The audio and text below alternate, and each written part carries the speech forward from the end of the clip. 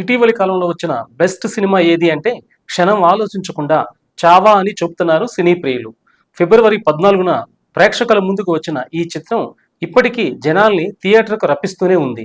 మరాఠా యోధుడు ఛత్రపతి శివాజీయే కాదు, ఆయన తనయుడు సంభాజీ కూడా పరాక్రమవంతుడు అని, ధైర్యవంతుడు అని, త్యాగశీలి అని చరిత్రను చాటి చెప్తుంది ఈ చావా సినిమా. ఇప్పటి వరకు ఈ మూవీ ప్రపంచవ్యాప్తంగా 483 కోట్లు రాబట్టింది. రేపో మాపో 500 కోట్ల క్లబ్బులో చేరనుంది. ఈ సినిమాను విపరీతంగా ప్రేమించే తెలుగు ప్రేక్షకులు చావా తెలుగు డబ్బింగ్ కావాలని డిమాండ్ చేస్తున్నారు. తెలుగు వర్షన్లో చావా రిలీజ్ అయితే ఇక్కడ మరింత కలెక్షన్లో రాబట్టుకునే అవకాశం ఉంది.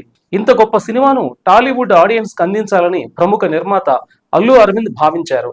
ఈ క్రమంలో Gita arts banner Chhaava Telugu dubbing పనులను ఇదివరకే మొదలుపెట్టినట్లుగా తెలుస్తుంది. తాజాగా గీతా ఆర్ట్స్ మార్చి 7న చావా తెలుగు వెర్షన్ రిలీజ్ చేయనున్నట్లుగా సోషల్ మీడియా వేదికగా వెల్లడించింది. విక్కీ కౌశల్ పోషించిన సంభాజీ పాత్రకు ఏ హీరో డబ్బింగ్ చెప్తారన్నది ఆసక్తికరంగా మారింది.